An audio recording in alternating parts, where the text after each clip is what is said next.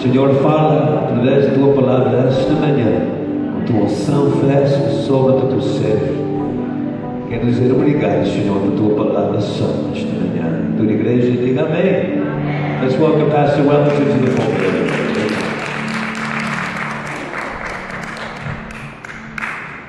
Graças a Deus, louvado é o nome do Senhor. Meus amados irmãos, eu peço para que vocês se coloquem em pé e façam uso das suas Bíblias e abram no Evangelho de João, capítulo 15. Evangelho escrito por João, capítulo 15. E nós iremos fazer a leitura dos primeiros 8 versículos. Evangelho João, capítulo 15, dos versículos 1 a 8. Os irmãos encontraram? Amém? Acompanhe comigo a leitura que diz assim: Eu sou a videira verdadeira, e meu Pai é o agricultor. Todo ramo que estando em mim não dá fruto, ele corta, e todo que dá fruto ele poda, para que dê mais fruto ainda. Vocês já estão limpos pela palavra que lhes tenho falado. Permaneçam em mim, e eu permanecerei em vocês. Nenhum ramo pode dar fruto por si mesmo, se não permanecer na videira. Vocês também não podem dar fruto, se não permanecerem em mim. Eu sou a videira, vocês são os ramos. Se alguém permanecer em mim e eu nele, esse dará muito fruto, pois sem mim vocês não podem fazer coisa alguma. Se alguém não permanecer em mim, será como um ramo que é jogado fora e seca. Tais ramos são apanhados, lançados ao fogo e queimados.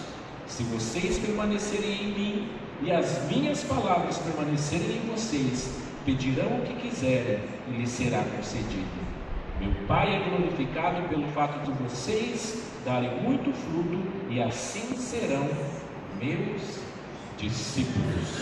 Graças a Deus. Podeis tomar assento? Podeis tomar assento, meus amados irmãos? O título dessa mensagem é Ramos Frutíferos. Ramos frutíferos. Jesus começa esta passagem no versículo 15 dizendo: Eu sou a videira verdadeira. E antes de entrarmos no texto específico, é bom lembrarmos que no Evangelho de João, Jesus ele vai fazer 7 declarações dizendo: Eu sou. Quando Jesus aqui diz: Eu sou a videira verdadeira, ele já havia dito 7 vezes a expressão eu sou. Jesus havia dito em João 6,35: Eu sou o pão da vida. Jesus disse em João 8,12: Eu sou a luz do mundo. Em João 10,7 Jesus disse: Eu sou a porta das ovelhas. Em João 10,11 Jesus disse: Eu sou o bom pastor. Em João 11, 25 e 26 Jesus disse: Eu sou a ressurreição e a vida. E em João 14, versículos 6 e 7 Jesus disse: Eu sou o caminho, a verdade e a vida. De maneira que nós chegamos no versículo 15, Jesus diz: Eu sou a videira verdadeira. Jesus estava utilizando um crescendo. Jesus estava fazendo uso de uma expressão extremamente conhecida dos hebreus e dos israelitas, que é a seguinte: quando Moisés dialogava com o Senhor Deus, tratando acerca da libertação do povo de Israel debaixo do domínio do Império Egípcio, Moisés ele estava relutante em como se apresentar aos filhos de Israel, e Jesus diz assim para ele perguntou: quando você chegar aos filhos de Israel, diga o seguinte, diga: o eu sou te enviou. Diga que o eu sou te enviou. Jesus então, quando ele está dizendo essa expressão, eu sou a videira verdadeira, ele não está dizendo apenas para tratar da videira. Jesus estava dizendo, ao dizer essas 7 vezes, Jesus estava reivindicando para si o fato de que ele era Deus. Assim como somente Deus é o eu sou, ele disse: eu sou o pão da vida, eu sou a luz do mundo, eu sou a porta das ovelhas, eu sou o bom pastor, eu sou a ressurreição e a vida, eu sou o caminho, a verdade e a vida, eu sou a videira verdadeira. Veja que nessas 7 expressões existe um complemento. Quando Deus falou com Moisés, ele usou apenas a expressão eu sou. Aqui Jesus diz: eu sou a porta, eu sou a luz, eu sou o bom pastor, como complemento. Mas depois, ainda no livro de João, Jesus deixa isso ainda mais explícito do que já estava, quando ele disse: antes que Abraão nascesse, ou dependendo da tradução, antes que Abraão existisse, eu sou. Então entendam que eu sou a videira verdadeira. Jesus fala do fato dele ser Deus, somente ele é. Existe algo, meus amados irmãos, que nós não entendemos. Todos nós, em sentido mais rígido, mais estrito, Nós não somos, nós estamos. Somente Deus é. A Bíblia diz que de eternidade em eternidade Ele é Deus. Veja, meus amados irmãos, houve um tempo em que eu não existia, houve um tempo em que você não existia, mas Deus existia, Ele é. Haverá um tempo, se Deus assim permitir, que eu e você iremos encontrar o nosso Pai, deixaremos essa estrutura de carne para termos corpos glorificados, ou seja, morreremos, deixaremos de existir como somos conhecendo, mas Deus continua sendo o mesmo. Todos nós, comparados com Jesus, todos nós estamos, somente Deus é. Então ele diz: eu sou a videira verdadeira. Jesus, ele vai então falar sobre a videira. Em sermões passados nós falamos sobre o solo, a semente. Jesus continua trabalhando a questão de uma imagem conhecida dos seus ouvintes. Ele fala sobre a vinha, ele fala sobre uvas, ele fala sobre plantio, mas Jesus também não está falando nada que os seus ouvintes não conhecessem muito bem. Quando Jesus diz: eu sou a videira verdadeira e meu Pai é agricultor, aquelas pessoas que ali estavam, a maioria delas treinadas em ouvir as histórias do Antigo Testamento, eles entendiam que a videira tratava-se de Israel. Jesus, aliás, a Bíblia, em Salmos 80, vai dizer o seguinte: do Egito trouxeste uma videira, e expulsaste as nações e a plantaste, limpaste o terreno, ela lançou raízes e encheu a terra, os montes foram cobertos pela sua sombra, e os mais altos cedros pelos seus ramos se estenderam até o mar, e os seus brotos até o rio. Do Egito trouxeste uma videira. Quem foi que saiu do Egito? O povo de Israel. Se a Bíblia diz em Salmo então que do Egito trouxeste uma videira, aquele povo estava entendendo que quando Jesus falava de uma videira, Jesus estava se dirigindo ao povo de Israel. Em Isaías capítulo 5, versículo 7, na parte A, ou seja, a primeira parte do versículo, a Bíblia também diz através do profeta: pois bem, a vinha do Senhor dos exércitos é a nação de Israel, e os homens de Judá são a plantação que ele amava. Então aqui, veja, aquelas pessoas entendiam a videira como sendo primeiramente a nação de Israel. Deus pegou aquela nação, começou a criá-la através de um pacto, de uma aliança que ele fez com Abraão, levou a uma terra prometida. Então a imagem que Deus está utilizando é: eu peguei vocês como se vocês fossem uma semente, e eu plantei vocês naquela terra, e vocês agora devem dar frutos, vocês devem produzir bons frutos, porque eu sou agricultor e vocês são a minha vinha. Jesus está falando com eles nesse sentido: eu sou a videira. E então só que Jesus no versículo 5 Jesus diz: eu sou a videira e vocês são os ramos. Jesus aqui mostra então que o primeiro significado da videira era o povo de Israel, mas que ele é de fato a videira, e que aquelas pessoas só poderiam fazer parte da videira enquanto estivessem em comunhão com Cristo. União com Cristo, meus amados irmãos. Somente em união com Cristo é que nós podemos fazer parte da videira.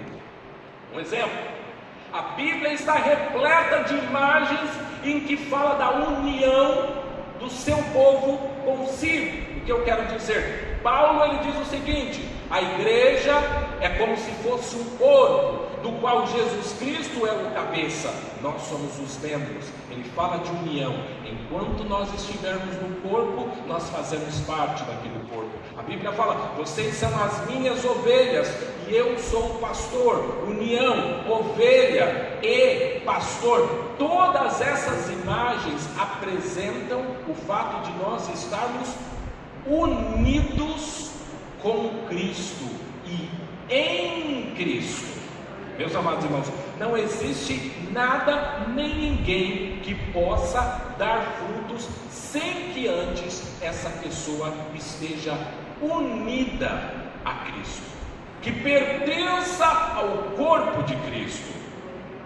Essa é a importância de nós aceitarmos e termos Jesus como nosso Senhor. Precisa dessa união. Então Jesus disse: eu sou a videira e vocês são os ramos. Só que ele vai dizer o seguinte no versículo 2, João 15, versículo 2: todo ramo que estando em mim não dá fruto, ele corta. Todo ramo que não der fruto, ele corta.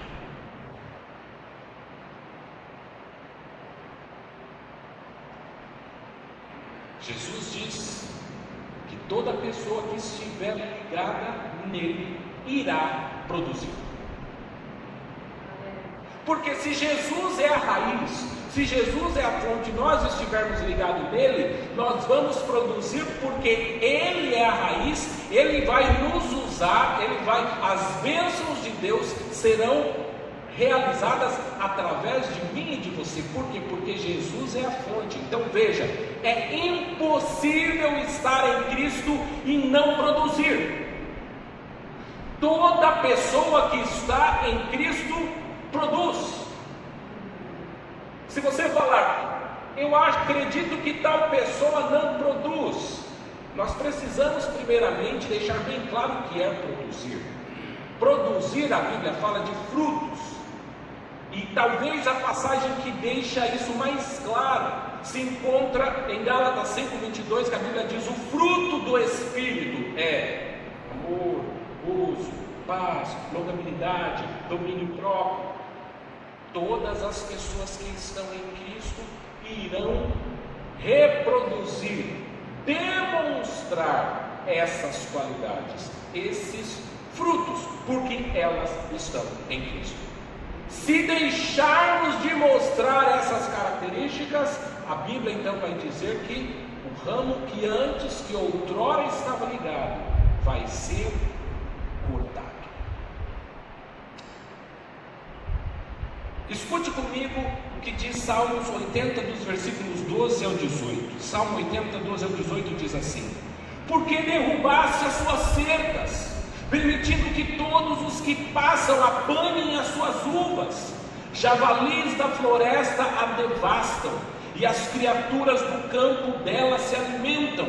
Volta-te para nós, ó Deus dos exércitos, dos altos céus olha e vê. Toma conta dessa videira, da raiz que a tua mão direita plantou, do filho que para ti fizeste crescer. Tua videira foi derrubada, como lixo foi consumida pelo fogo. Pela tua repreensão perece o teu povo.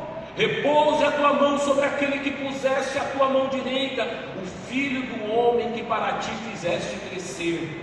Então nos desviaremos de ti, vivificaremos e invocaremos o teu nome. Salmo 80 vai dizer que a nação de Israel foi punida porque ela não produziu frutos. E quando ela não produziu frutos, Deus falou: eu irei arrancar vocês.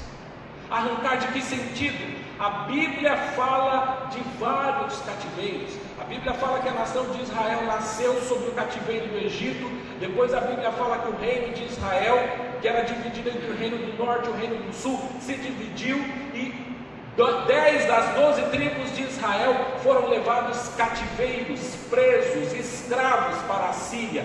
E depois as outras 2 tribos remanescentes, Judá e Benjamim, foram levadas cativeiras debaixo do poderio da Babilônia. Porque é que esse povo foi arrancado da sua terra, da terra que Deus colocou, da terra que Deus plantou, da terra que Deus disse que era a terra prometida a eles. Porque é que Deus permitiu que aquele povo fosse arrancado do seu lugar? O texto diz: porque vocês não produziram, e por vocês não produzirem, eu irei arrancá-los. Isaías capítulo 5 tem outra imagem muito clara disso. Isaías capítulo 5, dos versículos 1 ao 7, o profeta diz: cantarei para o meu amigo seu cântico a respeito da sua vinha. Meu amigo tinha uma vinha na encosta de uma fértil colina. Ele cavou a terra, tirou as pedras e plantou as melhores videiras. Construiu uma torre de sentinela e também fez tanque de prensar uvas. Ele esperava que desse uvas boas, mas só deu uvas azedas. Agora, habitantes de Jerusalém e homens de Judá, julguem entre mim e a minha vinha. Que mais se poderia fazer por ela que eu não tenha feito? Então por que só produziu uvas azedas quando eu esperava uvas boas? Pois eu lhes digo que vou fazer com a minha vinha: derrubarei a sua cerca para que ela seja transformada em pasto, derrubarei o seu muro para que seja pisoteada, farei dela um terreno baldio, não será podada nem capinada, espinheiros e ervas daninhas crescerão nela. Também ordenarei às nuvens que não derramem chuva sobre ela. Pois bem, a vinha do Senhor dos Exércitos é a nação de Israel, e os homens de Judá são a plantação que ele amava. Veja como o profeta Isaías termina essa passagem. Ele esperava a justiça, mas houve derramamento de sangue. Esperava a retidão, mas ouviu gritos de aflição.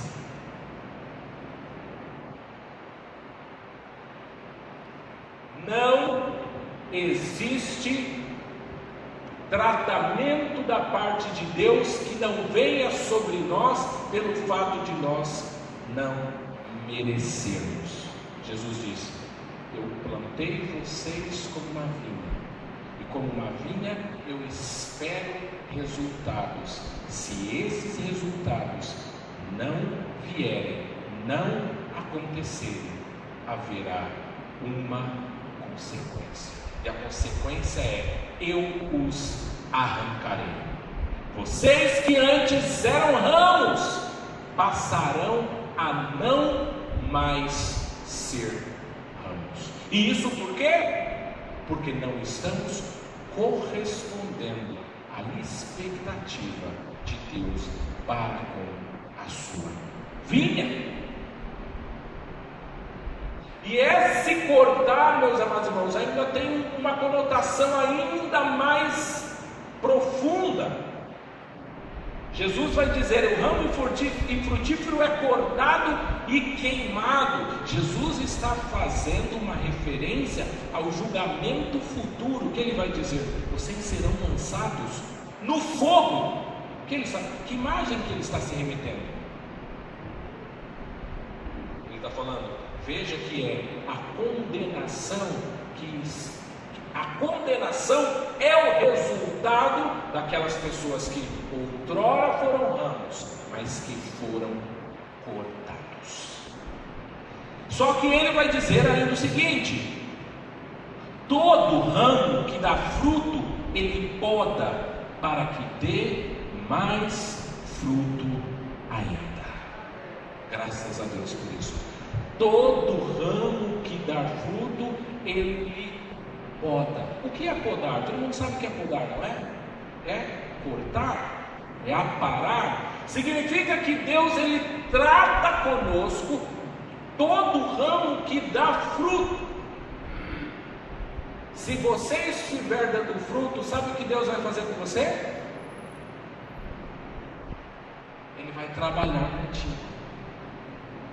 E você fala, mas por que Deus vai trabalhar comigo, sendo que eu já estou produzindo? Deus, Ele vai trabalhar contigo para que você produza ainda mais. Deus está esperando de nós sempre um crescimento. Sempre um crescimento. É interessante, meus amados irmãos, que em se tratando de emprego, geralmente, ou pelo menos a maioria das pessoas, sempre espera crescer. A pessoa entra numa empresa, ela fala, eu vou trabalhar aqui nessa empresa como assistente do assistente do assistente. Mas aí eu quero depois deixar o cargo de assistente e passar a ser coordenador, e depois a ser supervisor, e depois ser gerente, ou quem sabe, se Deus me abençoar, para que eu seja o dono desse negócio. A pessoa sempre começa a trabalhar pensando, esperando um crescimento. Eu sempre quero melhorar, eu quero aprender mais, eu quero ter um melhor salário. A pessoa sempre pensa em progresso, mas é engraçado que quando entramos na igreja, às vezes pensamos, basta ficarmos aqui do jeito que estamos e eu estou fazendo muito. A Bíblia espera que eu e você cresçamos. Em que sentido? Quanto mais eu e você produzirmos, mais Deus vai querer que eu e você produzamos. A Bíblia diz, quem não tiver, aquele que não tiver, não vai ter nada. Foi isso que nós vimos domingo passado. Mas a quem for dado, eu darei mais ainda. Veja, quanto mais nós aprendemos, mais Deus deposita confiança sobre nós. Nós costumávamos brincar no Brasil falando sobre responsabilidade na igreja. Vocês conhecem muito bem isso. Vocês conhecem algum irmão que tem bastante responsabilidade na igreja? Conhece alguém que está sempre atarefado na igreja, trabalhando na igreja? E geralmente quem está muito atarefado na igreja, ele sempre recebe mais tarefas ainda. Porque a pessoa fala assim, por favor, coloque esse copo de água aqui. Ele coloca. Ele pede com o outro, você poderia colocar esse copo com água? A pessoa fala, eu não posso, eu tenho algum problema. Aí ele fala, só que além de colocar o copo, eu preciso que você coloque esse banco. Você pode colocar o banco? Ele fala, eu vou colocar o banco também. Ou seja, aquela pessoa demonstrou confiança. Quanto mais confiança ela demonstra, mais responsabilidade Deus dá a ela. Então veja bem, às vezes nós pedimos, Senhor, eu quero orar e eu quero ser ouvido. Senhor, eu quero falar do teu amor e eu quero ver a glória de Deus se manifestando, Pai. Senhor, eu quero cantar e ser extremamente usado por ti. Em tudo que eu fizer, eu quero ser uma bênção para a tua igreja. Mas aí Deus fala, eu te entreguei uma pequena responsabilidade, te disse que você deve orar. Se você não consegue orar, às vezes você passa 1, 2, 3 dias sem orar. Se você não consegue cumprir o mínimo, como é que eu irei te confiarei mais responsabilidade se você não está cumprindo o mínimo que eu te dei? Veja, Deus ele vai esperar que eu e você cresçamos e aprendamos cada vez mais. A Bíblia vai falar, deixemos as coisas de meninos e passemos a fazer as coisas de adultos. Vamos assumir e tomar para nós a responsabilidade que Deus nos entregou. E meus amados irmãos, saiba de uma coisa, quanto mais você fizer para Deus, sabe o que vai acontecer? Mais Deus há de nos abençoar. Mais Deus há de derramar a sua mão de bênção sobre as nossas vidas. Não estou me referindo aqui a bênçãos materiais, mas a Bíblia diz, graças a Deus que nos tem abençoado com toda a sorte de bênçãos espirituais em lugares celestiais. Deus quer fazer isso conosco, mas para isso Ele vai nos podar, para que eu e você produzamos cada vez mais. Cada vez mais. Às vezes, era comum as pessoas perguntarem, uma das perguntas mais comuns que algumas pessoas fazem é, Deus, por que o justo sofre? Porque eu sendo fiel, estando na tua casa, por que é que o Senhor permite que eu sofra, que eu passe por determinados problemas, que eu passe por determinadas situações, sendo que eu estou fazendo a tua vontade, eu estou buscando fazer a tua vontade? E as respostas para isso podem ser várias, mas uma das aplicações para isso é que Deus está nos podando. Foi assim que Deus respondeu a Paulo, quando Paulo pediu para que Deus lhe arrancasse o seu espinho na carne. Deus olha para ele e diz: Paulo, o meu poder se aperfeiçoa na fraqueza. Problemas e situações que nós vivemos podem ser a maneira que Deus vai usar para nos podar e nos fazer melhores, e fazer com que eu e você demos cada vez mais fruto. Ele vai continuar dizendo: vocês já estão limpos pela palavra que lhes tenho falado, permaneçam em mim e eu permanecereis em vocês. Nenhum ramo pode dar fruto em si mesmo, se não permanecer na videira. Vocês também não podem dar frutos, se não permanecerem em mim. Enquanto eu e você estivermos em Cristo, nós daremos frutos. Não fique preocupado, meu amado irmão, pensando: será que o ministro está falando que, será que eu não dou fruto? Os nossos frutos nem sempre são visíveis, meus amados irmãos.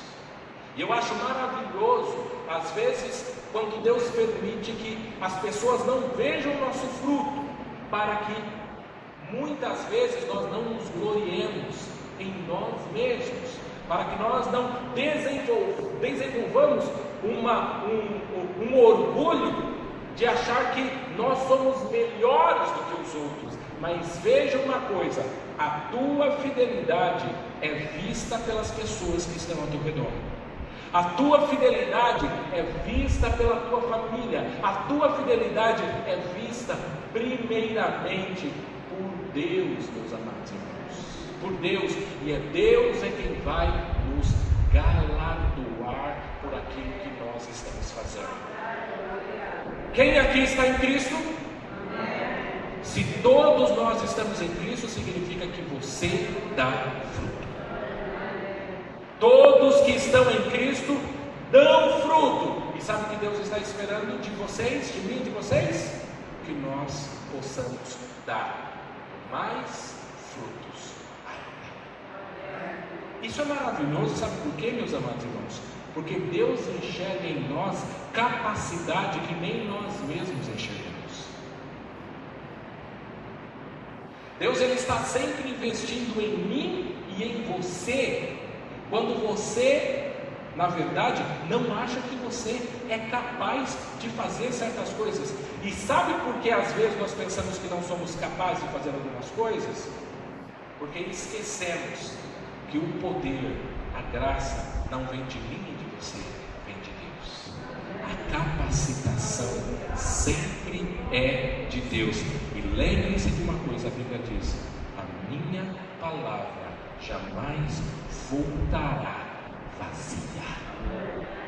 Eu sempre vou cumprir aquilo que eu quero cumprir através da minha palavra. Eu me recordo aqui, ao concluir, de uma passagem tão conhecida, que é a passagem de Jonas. Quantas pessoas Jonas queria que fosse convertido? Vocês lembram da passagem de Jonas? Jonas queria que alguém fosse salvo? Nenhum. Mas Deus falou: vai lá, Jonas. Jonas: eu não gosto daquelas pessoas, eu não... Vai, Jonas. E Jonas foi. E Deus falou: eu vou salvar a nação inteira através de Jonas. Jonas não sabia, Jonas não queria, e Deus utilizou a vida de Jonas e disse: Jonas, eu quero que você dê fruto. Tinha algum mérito em Jonas, meus amados irmãos? Não, o mérito é todo de Deus. E aí que está, o fruto que eu e você produzirmos, o versículo 8 vai dizer: é para a glória de Deus. É para a glória de Deus. Tudo que eu e você fizermos será para a glória de Deus. Para a glória de Deus. E meus amados irmãos, eu fico muito feliz com as diversas oportunidades que o nosso ministério tem oferecido para que nós possamos dar fruto. Eu tenho certeza absoluta que muito trabalho que esses irmãos estão fazendo, em especial esse jantar comunitário de amanhã, sabe o que vai acontecer, meus amados irmãos? Deus está nos podando para que nós possamos dar mais frutos ainda. E sabe o que eu acredito que eu verei? Quanto mais nós formos fiéis àquilo que Deus nos entregar, Deus vai nos dar mais responsabilidade para darmos mais frutos ainda. E continuaremos cada vez mais crescendo, crescendo, crescendo. Para o quê? Para a glória do nome do Senhor Jesus. Meus amados irmãos, que Deus nos abençoe e recordem-se disso. Nós somos os ramos, precisamos estar em Cristo. Se estivermos em Cristo, iremos produzir, e ao produzir, Deus vai sempre trabalhar em mim e você. Não pensa que Deus está sempre te repreendendo ou te punindo. Deus está trabalhando para que eu e você possamos produzir mais. Curva a tua cabeça.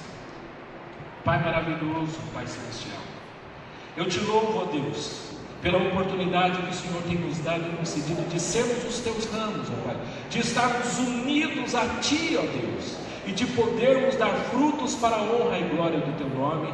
Pai, não deixe, não permita que nada, ó Pai, nos afaste do Teu amor, nos afaste, ó Pai, da nossa responsabilidade, para que eu e você, para que todos nós possamos produzir.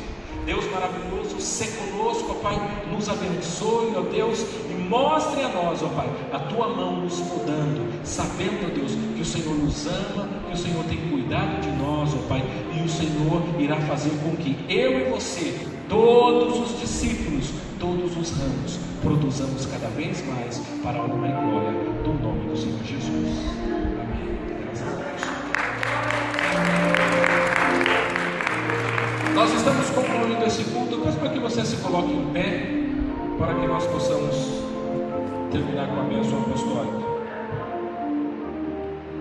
Que o amor de Deus, a graça do nosso Senhor e Salvador Jesus Cristo e a comunhão do Espírito Santo esteja com essa amada igreja, não apenas hoje, mas para todos sempre. Que todos possam dizer alegremente: amém. Está terminado em nome do Senhor Jesus. Deus os abençoe.